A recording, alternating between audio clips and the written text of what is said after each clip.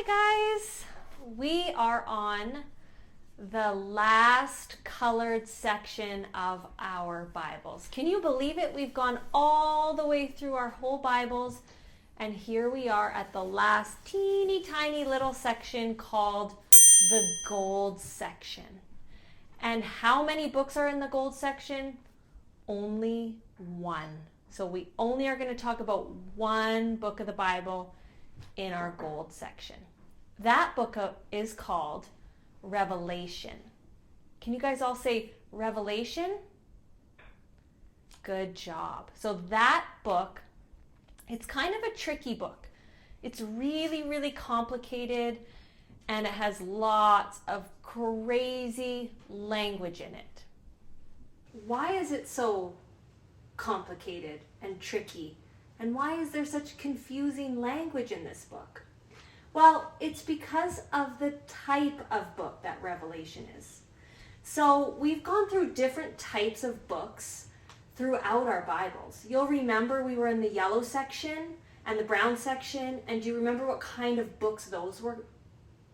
Yeah, they were letters. That's right. So letters is a style of book. And if we kind of go back in our Bible to the orange section, that is books of poetry. So in our Bibles, there's different styles of books. So the style of book that Revelation is called, okay, stay with me here, apocalyptic writing. Now I know that word is really big and it's almost sounds like a different language. But what does it mean, apocalyptic writing? Well, we need to know what it is to be able to even understand what Revelation is about. So Revelation or apocalyptic writing means symbolic dream or vision. Okay, so now you're thinking, well, what does that even mean? What does symbolic dream or vision mean? Well, it means that the things that are in it, the things that it's talking about, actually are talking about different things. They sort of are a picture of something so we can understand it, but it means and stands for something else. Let me give you an example. So if we look in our Bibles, if you guys open up your Bibles to the gold section and you look at Revelation 1 verse 20, let's read it together. The mystery of the 7 stars that you saw in my right hand and of the 7 golden lampstands is this. The 7 stars are the angels of the 7 churches, and the 7 lampstands are the 7 churches.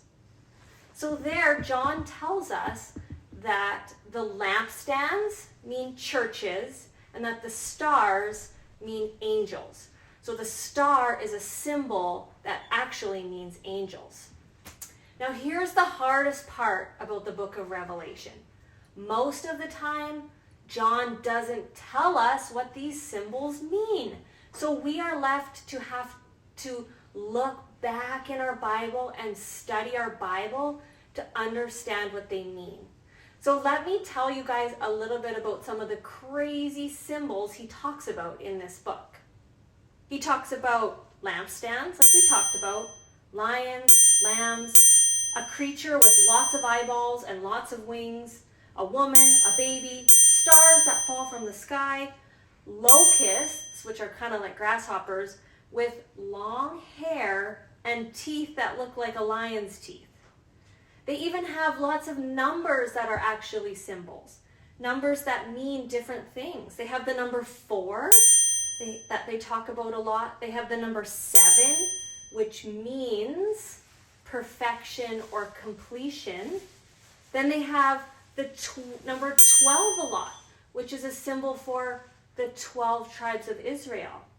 And on and on and on these symbols go. These are just a few examples of the crazy kind of language that's in this book. So maybe we should just skip this book. It's so complicated and it's kind of confusing. Maybe we should just not even study it. Maybe we should just go past it and pretend it didn't exist. Well, we don't want to do that because this book is so special because it tells us how the story of the Bible ends, how our story is going to end. And don't you guys want to know what's going to happen to our story? It's like reading a good book and stopping before we find out what happens to the characters. We don't want to do that. So let's look in our Bible and find out how our story ends. Because some people think, oh, it just ends with us going up into the sky and sitting on clouds and sitting with Jesus, but that's not the total story.